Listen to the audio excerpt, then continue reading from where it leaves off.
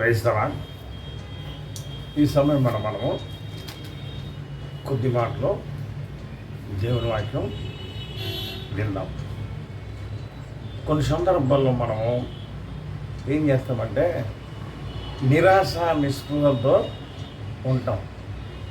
ఏదైనా పని జరగకపోయినా, ఏదైనా ఒక వస్తువు పొందాలనుకున్న దాన్ని పొందలేకపోయినా, అయ్యో దేవుడు నాకు ఇట్లా చేసేటేంటి, ఇట్లా అయిపోయిందేంటి, ఇదేంటి సంవత్సరం అయిపోయింది ఇప్పటి వరకు నాకు జరగలేదు, ఆ పరిస్థితి అలాగే ఉంది, ఎక్కడ చేసింది అక్కడే అని అనుకుంటాం. దేవుడు ప్రతిదానికి ఒక టైం అనేది పెట్టాడా లేదా? వేసవికాలంకి ఒక టైం, వేసవికాలంపై ఇంత టైం ఉండాలంటే ఇంత టైమే ఉంటుంది. అలాగే వర్షాకాలం ఇంత టైం ఉండాలంటే ఇంత టైం ఉంటుంది. వానాకాలం ఇంత టైం ఉండాలని ఇంత ఉంటుంది. సో అలాగే దేవుడు కూడా మనం అడిగిన ప్రతిదానికి ఆయన టైం, ఆ టైంలో నీకు తర్ఫీదు ఇస్తుంటాడు. ఆ టైంలో ఇస్తుంటాడు. దాన్ని నువ్వు అర్థం చేసుకోవాలి. దేవుని వాక్యం చదువుకునేటప్పుడు నీకు అది అర్థమవుతుంది. ఇష్టానుసారంగా జీవించినప్పుడు అర్థం కాదు, కానీ అనిష్టానుసారంగా జీవించినప్పుడు అది అర్థం కాదు. దేవుడి చిత్తానుసారంగా నువ్వు జీవించినప్పుడు ఖచ్చితంగా నీకు అది అర్థమవుతుంది.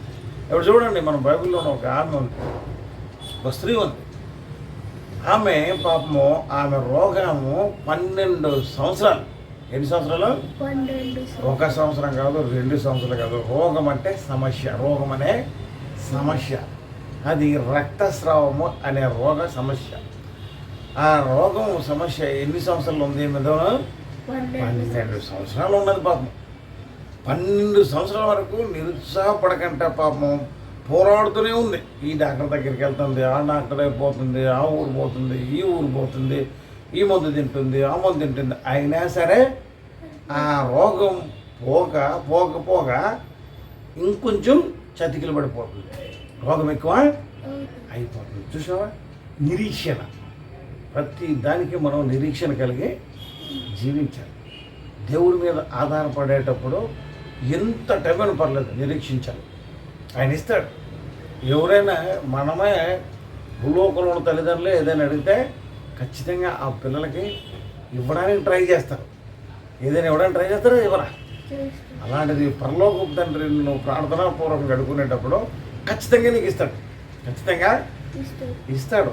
అది ఆ విశ్వాసం అనేది నీలో ఉండాలి. ఇప్పుడు ఈమె యేసయ్య ఒకసారి ఒక అధికారి కుమార్తె చనిపోతే దాని విషయం ఆయన బయలుదేరాడు. అయ్యా, మీరు మా ఇంటికి వస్తే మా కుమార్తె చనిపోయింది ఆల్రెడీ, కానీ మీ చనిపోయిన కూతురు మీరు వచ్చి ముడితే బాగుపడిపోద్ది, లెగిసిపోద్ది అనేది, బ్రతుకుతుంది అని తెలుసు నాకు.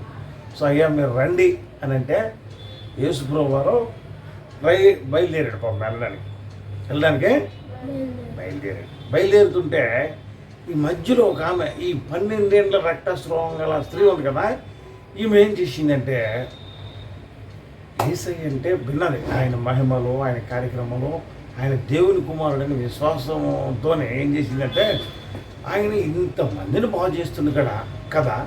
అలాంటప్పుడు కొంచెం నేను ఈ సమస్యని ఎవరికి చెప్పుకోలేను. నా సమస్య ఆయనకి చెప్పిన అక్కడ ఉన్న వాళ్ళందరూ నవ్వుతారేమో, నా సిగ్గు విడిచి నేను చెప్పుకోలేనని చెప్పేసి ఇంత మహిమగల ఆయన యేసయ్యని ఆయన వస్త్రపు చెంగు మాత్రం ముట్టుకుంటే బాగుపడినని ఎందుకు అనుకోకూడదు? ముట్టుకుంటా తప్పకుండా. ఎలాగోలాగా సందు చూసుకుని మొత్తానికి ఆ గుంపులను ప్రవేశించింది, జనాల్లోనూ ప్రవేశించేసి ఏం చేసిందంటే యేసయ్య మరి ఆ అధికారి ఇంటికి బయలుదేరారు కదా ఆ కుమార్తెను స్వస్థపరచడానికి. ధనామని ఏం చేసిందంటే ఆ గుంపులో బయలుదేరి యేసయ్య వస్తున్నాడని విని ఆ గుంపు దగ్గర ఉండి ఆ గుంపులోకి వెళ్ళి యేసయ్య వస్త్రపు చెంగుని ముట్టేసింది. వెంటనే యేసయ్య అడిగాడు, ఎవరు నన్ను ముట్టింది? ఆగాడు అక్కడ. ఎవరు నన్ను ముట్టింది? శిష్యులు అంటారు. శిష్యులు పాపము ఏంటి తెలీదు, అంత శాపల సంఘం కాబట్టి ఏమే తెలీదు. అప్పటికి ఇంకా వాళ్ళకంతా లేదు. యేసయ్య శిష్యులుగానే ఉన్నారు. అప్పటికి యేసయ్య దగ్గర ఇంకా తర్ఫీదు పొందుతారు. ఎలా ఉన్నారంటే చేపలు పట్టే రకం కాబట్టి ఏం చేశారంటే కొంచెం యేసయ్య ఇంతమంది ఉన్నారు కదా, ఇంతమంది జనాలు నిన్ను వెంబడిస్తారు కదా, ఎక్కడికి వెళ్తే అక్కడికి, మీరు ఎక్కడికి వెళ్తే అక్కడ జనాలు వెంబడిస్తూనే ఉన్నారు, మరి ఇందులో నా మీద పడుతున్నాను అంటే ఏంటి? ఇంతమంది జనాలు ఉన్నారు కాబట్టి ఎవరో ఒకరు పడుతున్న చేతులు తగులుతాయి అవి ఇవి అని అనడం మొదలెట్టు. ఆయన యేసయ్యకి తెలుసు ఆయన ఎందుకు అడిగాడండి, వీళ్ళకి తెలవదు. అక్కడ ఆయన సృష్టికర్త కొడుకు, ఆయన సృష్టికర్త కొడుకు. ఆయన అక్కడ ఎందుకు ఆగాడో ఏం జరిగిందో ఆయన తెలుసు, వీళ్ళకి తెలియదు కదా. సో వాళ్ళు అట్లా అన్నారు. ఎవరు నన్ను ముట్టింది అనేసరి కథ ఏమే వణుక్కుంటూ చేతులు కట్టుకొని ముందుకు వచ్చింది. ఏమైందమ్మా? అయ్యా మొత్తం సమస్య చెప్పింది యేసయ్యకి. 12 సంవత్సరాల నుంచి నేను ఈ రక్తస్రావంతోనే ఉన్నాను ప్రభావ, బాధపడుతున్నా. ఎన్నో డాక్టర్ల దగ్గరికి వెళ్ళాను, ఎన్నో హాస్పిటల్ చుట్టూ తిరిగినా నాకు ఆ సమస్య ఉపశమనం మాత్రం దొరకలేదు. కానీ నేను ఒకటి డిసైడ్ అయ్యాను. ఏం డిసైడ్ అయ్యానంటే, నీ వస్త్రపు చెంగు మాత్రం ముట్టుకుంటే నా రోగము పోతుంది కదా. నువ్వు ఇంత గొప్ప దేవుడు కుమారుడు కదా, నీ వస్త్రపు చెంగు ముట్టుకుంటే నాకు బాగుపడిపోద్దని డిసైడ్ అయిపోయింది. నాకు నేను గుడ్డిగా ఏమైపోయింది, డిసైడ్ అయింది. అలాగే మనం డిసైడ్ అవ్వాలి. అలాగే మనము డిసైడ్ చూడండి, ఒకసారి చదవండి. మత్తయి 9వ అధ్యాయము 20 వచ్చిన నుండి 21 వరకు 22 వరకు చదవండి. ఆ సమయమున ఇదిగో 12 సంవత్సరముల నుండి రక్తస్రావ రోగము గల ఒక స్త్రీ చదవండి. నేను ఆయన పై వస్త్రం మాత్రమే ముట్టితే, ఆయన పై వస్త్రమును మాత్రం ముడితే బాగుపడుతుందని తనలో తాను అనుకో ఏమనుకుందట? 12 సంవత్సరాల నుండి రక్తస్రావం గల జబ్బుతో బాధపడుతున్న స్త్రీ ఏమనుకోయిందంట? తనలో తాను అనుకోయిందంట.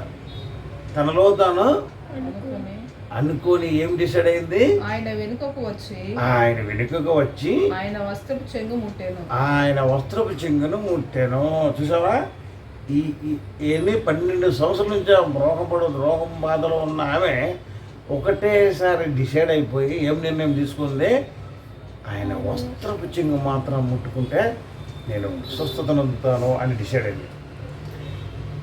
ఇప్పుడు నేను ఇది ఎన్నోసార్లు చెప్పాను, కాకపోతే ఏంటంటే ఇది ఎందుకు మళ్ళీ చెప్తున్నంటే, ఇందులో పరమార్థం ఏంటంటే, ఎన్నో సంవత్సరాలను పట్టి పీడిస్తున్న వ్యాధులు కానీ, బాధలు కానీ, సమస్యలు కానీ, ఆర్థిక ఇబ్బందులు కానీ, ఆరోగ్య సమస్యలు కానీ,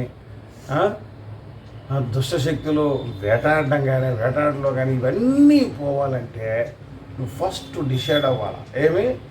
యేసయ్య దగ్గరికి వెళ్తే నా సమస్యకి పరిష్కారం యేసయ్య దగ్గరే దొరుకుతుందని నువ్వు డిసైడ్ అవ్వాలి. నీకు నువ్వుగా డిసైడ్ అవ్వాలి. అప్పుడే నీకు స్వస్థత శీఘ్రంగా లభిస్తుంది. నువ్వు డిసైడ్ అవ్వకపోతే ఏమి జరగదు.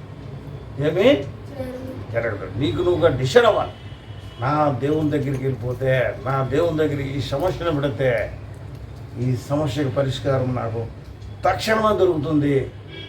తక్షణమే దొరికిందా? పాపం అనుకున్న ఆమెకి మరొక 12 సంవత్సరాల తర్వాత నయమైందా?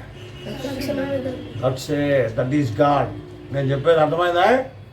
యేసయ్య దగ్గర అన్నీ తక్షణమే నువ్వు విశ్వాసం కలిపి దేవుని మీద ఆధారపడి ఉన్నట్టయితే చాలామంది అంటారు, యేసయ్య చేస్తాడు కానమ్మా లేటుగా జరుగుతాయి పనులు. నో, కాదు. లేటుగా జరుగుతుందంటే నీకు విశ్వాసం లేదని అక్కడ. ఇంకా కానీ యేసయ్య దగ్గర అన్నీ కరెక్ట్గా జరుగుతాయి, తొందరగా జరుగుతాయి.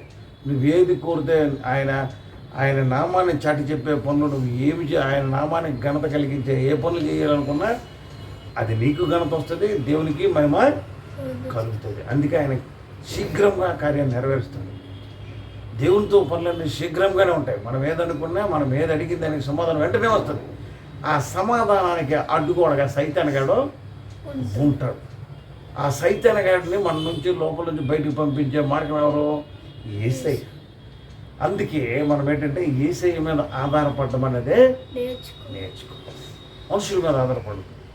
మళ్ళీ చెప్తున్నా, మనుషుల మీద ఆధారపడద్దు. అది ఏ సమస్య అనే దాని పరిష్కారం యేసయ్య.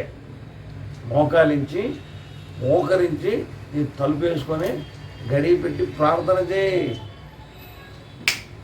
చిటికలో సమస్య పరిష్కారం అయిపోద్ది.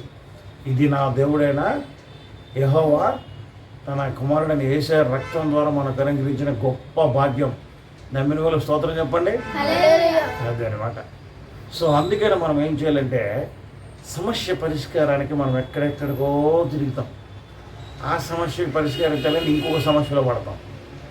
అందుకని మనము ఏది ఉన్నా సరే దేవునికి ప్రార్థనా పూర్వకంగా మన విన్నపాన్ని తెలియజేసినప్పుడు ఆ సమస్య ఎన్ని సంవత్సరాల నుండి నిన్ను పట్టి పీడించిన ఏ వ్యాధి, బాధ, రోగం, ఏ శత్రువైనా సరే గతం భయమైపోవలసిందే. అర్థమైందా? సో మన విశ్వాసం ఎవరి మీద పెట్టుకోవాలి? దేవుడి మీద పెట్టుకోవాలి.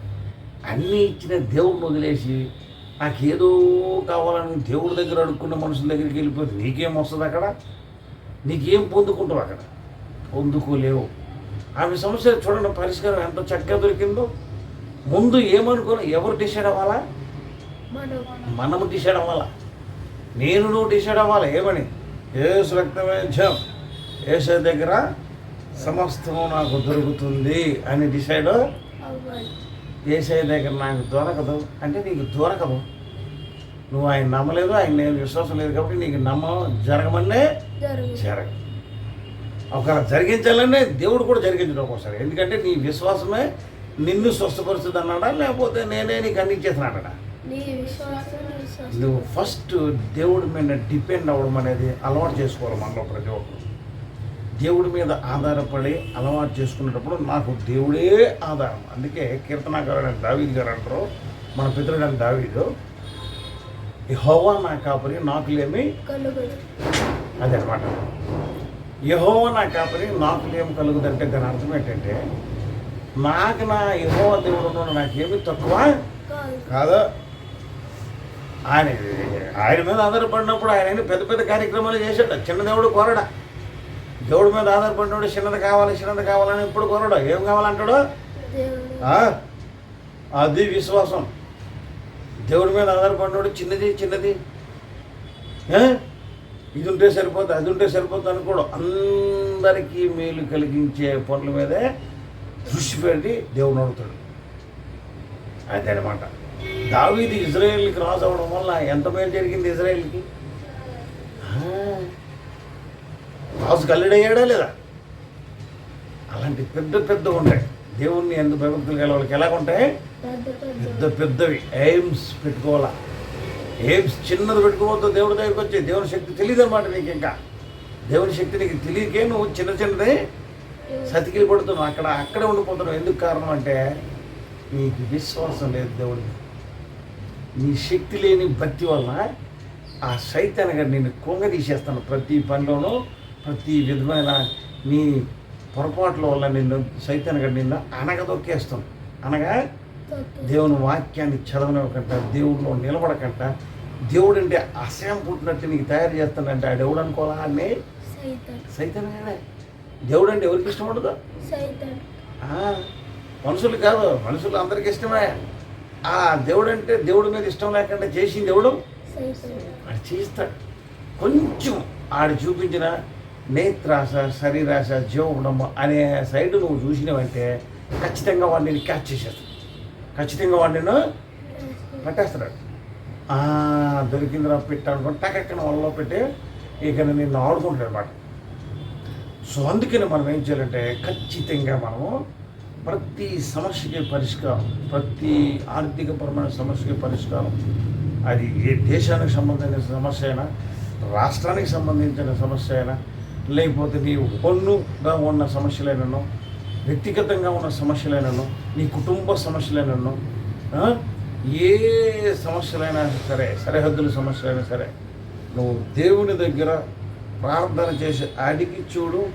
ఆ సమస్య అక్కడ సమస్యే కాదు. లేదు అలాగ చేసేస్తాడు నా దేవుడు, మన దేవుడు.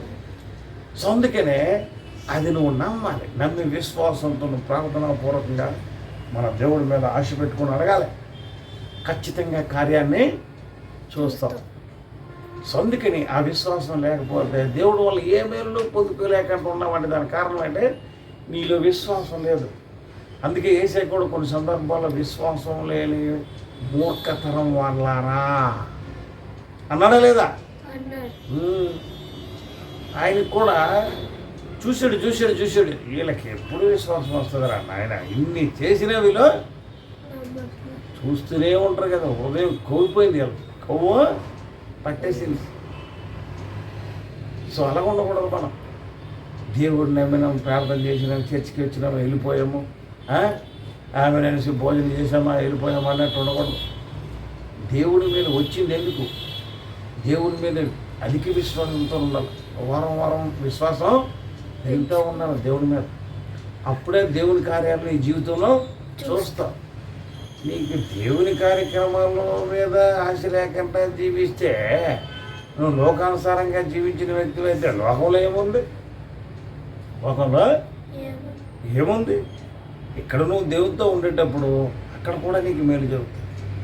సో ఇక్కడే మనం సిద్ధపాటు అవ్వాలి. ఇక్కడే మనము పరీక్షా హాల్ దగ్గరికి వెళ్ళాలి. పరీక్ష పాస్ అయిపోయిన తర్వాత మంచి లెవెల్కి వెళ్ళాలంటే ఎగ్జామ్ కోసం ఇప్పుడే మనం ప్రిపేర్గా ఉండాలి. అప్పుడే ఎగ్జామ్స్ తప్పగా రాస్తావు, రాసి పైదానికి వెళ్ళగలుగుతాం. ఇది కూడా అంతే. మనకిచ్చిన ఈ టైంలో మనం జాగ్రత్తగా దేవుని ప్రభుత్వంతో జీవించినప్పుడు, మంచి కార్యక్రమాల గురించి దేవుడిని మనం అడిగినప్పుడు ఖచ్చితంగా దేవుని పడతాం. అది ఏ సమస్య అయినా సరే, ఏ విధమైన వ్యాధి అయినా సరే దాన్ని లయం చేయాలంటే దేవుని ఒకే సాధ్యం. అలాగైతే డాక్టర్స్ కూడా డాక్టర్స్ కూడా తెలివిచ్చింది, పుట్టించింది ఆయనే. ఆయన ఎందుకు పుట్టిస్తాడంటే ఎవరికి ఏ దాని మీద, ఆ మనిషి అనేవాడికి ఎవరికి ఏ దాని మీద ఎయిమ్ ఉంటే ఆ ఎయిమ్ మీద దృష్టి నిలిపి వాళ్ళని మంచి నిష్ణాంతులుగా తయారు చేసేది దేవుడే. ఆ జ్ఞానాన్ని ఇచ్చింది అది ఎవరైనా సరే. ఆయన్ని నమ్మిన వాళ్ళకైనా నమ్మని వాళ్ళకైనా జ్ఞానం ఇచ్చింది మాత్రం. ఇప్పుడు ఒక మనిషికి 4 పిల్లలు ఉంటారు. ఆ 4 పిల్లలను నాలాంటి ఎవడో పనికిరానివాడిగా తయారయ్యాడు. ఇంకొకడు యాక్టర్ అయ్యాడు, ఒక డాక్టర్ అయ్యాడు, ఇంకోడేమో మంచోడు అయ్యాడు. మంచిగా అందరూ బాగుపడ్డారు. నేను ఒక్కడనే పనికిరానివాడిని అయిపోయాను అనుకుందాం. మరి చూసిన వాళ్ళందరూ నన్ను దండాలని చూస్తారు. కానీ నన్ను కాసిన తల్లిదండ్రులు దండాలని చూస్తారా? చూడరు. నా కొడుకు ఆడు బాగుపడ్డాడు, ఈడు బాగుపడ్డాడు, ఇది ఏదో రోజు బాగుపడతాడులే అని నన్ను ఈ స్కూల్ నుండి ఆ స్కూల్కి, ఆ స్కూల్ నుండి ఈ స్కూల్కి అలా చేంజ్ చేసి ఈ స్కూల్లో బాగుంటుందిలే, వీడు ఎక్కడైతే సెట్ అవుతాడులే, వీళ్ళు అక్కడ మంచిగా చెప్తారు అనుకుని చేస్తారు తప్పించి నా తల్లిదండ్రులు ఎప్పుడు కూడా నన్ను చంపడానికి చూడం. సో యేసయ్య కూడా అంతే. భూమి మీద ఉన్న మనుషులందరినీ క్రియేట్ చేసిన దేవాదేవుడని యెహోవా ఆయన ఇప్పుడు కూడా ఏ మనిషిని చంపాలని అనుకోడు. వాళ్ళకి న్యాయం జరిగించాలనే చూస్తాడు. ఉన్న రోజుల్లో ఆయన అన్నీ ఫ్రీకి ఇచ్చాడు. మనకి అన్నీ అనుభవించి ఇచ్చిన దేవుడు మర్చిపోకూడదని అంటే ఆయన సిద్ధాంతం. సో దాన్ని మనం అర్థం చేసుకునే దేవుడిలో ఉన్నట్టయితే మనం ఎన్నో మేలు పొందుకోవచ్చు. చూడు ఒకసారి చదవండి 22వ వచనం, అదే మత్తయి 9వ అధ్యాయము 22వ వచనం చదవండి. యేసు వెనుకకు తిరిగి ఆమెను చూచి కుమారి ధైర్యంగా ఉండము, నీ విశ్వాసము నిన్ను బాగుపరచునని చెప్పగా ఆ గడియ నుండి ఆ స్త్రీ బాగుపడెను. చూసారా? ఎవరు డిసైడ్ అయ్యారు యేసయ్య దగ్గర వస్త్రాన్ని ముట్టుకోవాలని? ప్రాబ్లంలో ఉన్న స్త్రీ, జబ్బు గల ఆ స్త్రీ. అలాగే ఈరోజు నువ్వు నేను కూడా డిసైడ్ అవ్వాలా. నా దేవుని దగ్గరే సమస్యకు పరిష్కారం ఉంది, నా రోగానికి నా దేవుడే మందు, నా ప్రాబ్లమ్స్ అన్నిటికీ పరిష్కారం నా దేవుడే. ఏ విధమైన సమస్య అయినా నా దేవుడు దాన్ని తరిమివేయగలుగుతాడు నా దగ్గర నుంచి అనే విశ్వాసం నీలో నుండే రావాలా. నువ్వు డిసైడ్ అవ్వాలా, నా యేసయ్య నాకున్నాడు అని. అప్పుడు నువ్వు దేవుని మేలును చూస్తావు. అందుకనే ఇవన్నీ తెలవాలంటే ప్రతిరోజు బైబిల్ చదవాలి, చదవాలి, ధ్యానించాలి, చదివిన వాక్యాన్ని అర్థం చేసుకోవాలి. అర్థం కాకపోతే మళ్ళీ చదవాలి, ఎన్నిసార్లైనా చదవాలి. అప్పుడు దేవుని శక్తి ఏంటో నువ్వు రుచి చూస్తావు. సో ఆ విశ్వాసము రక్తస్రావం గల స్త్రీ ఎట్లయితే డిసైడ్ అయిందో, నేను వెళ్ళిందా లేదా? ఎక్కడికి వెళ్ళింది? యేసయ్య ఆ సైడ్ వస్తానని చెప్పేసి ఆ గుంపులోనూ నువ్వు కూడా వెళ్ళాలి. దేవుని మందిరానికి రావాలి, దేవుని వాక్యాన్ని వినాలి, దేవుని స్థుతించాలి, దేవుని కనపడతాలి, దేవుని పొగడాలి. మనిషిని పొగిడితే ఏంటి రాదు. 1000 రూపాయలు పని చేసుకుని 10 రూపాయలు ఇస్తున్నాడు అంతే మనిషి నైజం. అది నువ్వు కానీ నేను కానీ ఎవడైనా. సో ఆ బుద్ధిని చేంజ్ చేయాలంటే మనకి దేవుడినే మొక్కాలి, ప్రార్థన చేయాలి, నాయన వీడిని చేంజ్ చేయాలి. నువ్వు నేనేం చేయలేము. సో అందుకని మనం ఏం చేయాలంటే అన్నీ ఇచ్చిన అంతటికీ మూల కారణమైన మహాదేవుడైన యెహోవా మీద ఆధారపడడం నేర్చుకుంటే యేసయ్య నామములో అన్నీ నీకు మేలులే పొందుకుంటా. ఆఫ్ కోర్స్ కొన్ని దేవుడు పెట్టిన సమస్యలు దేవుని మహిమార్థం అయితే అందులో పడినా మళ్ళీ ధన్మనే లాగేస్తాడు దేవుడి పైకి. సో అర్థం చేసుకోవాలి దేవుడు అంటే తక్కువ కాదు. సృష్టికర్త ఉన్నాడు. ఆ సృష్టికర్త అందరికీ భూమి మీద ఉండేటప్పుడు చేసిన మంచి పనికి చెడు పనికి రెండిటికి జడ్జిమెంట్ ఇవ్వడానికి ఆయన త్వరలో రాబోతున్నాడు. సో ఆయన రాకడా ఈజీగా ఉండదు. తొందరపడద్దు. తొందరగా వచ్చి అని ప్రార్థన చేస్తుంటారు. తొందరగా వచ్చి భోజనం పెడతాడు అనుకున్నావా, తాట తీసేయడానికి వస్తాడు. ఇప్పుడు తాట తీసేస్తాడు. ఇప్పుడు జాగ్రత్తగా ఉండాలి. ప్రార్థన మెలకువగలిగిన జీవితం కలిగి ఆయన ఇప్పటి వరకు నువ్వు ఏ స్థితిలో ఉన్నావో దేవుని తెలిసిన సంగతి నాకు తెలియకపోవచ్చు. కానీ ఖచ్చితంగా నీ పాత రోత జీవితాన్ని వదిలేసి ఇప్పుడైనా రా దేవుని దగ్గరికి వచ్చి దేవుని మేలులో పొందుకో. దేవుని మహిమను చూడు, దేవుని ప్రేమను చూడు. అప్పుడే నువ్వు అన్ని ఆశీర్వాదాలు పొందుకోగలవు. అట్టి విధమైన దేవుని యందు భయభక్తులు యెహోవా దేవుడు యేసయ్య నామములో నిరంతరం మనకు అనుగ్రహించును గాక. ఆమేన్.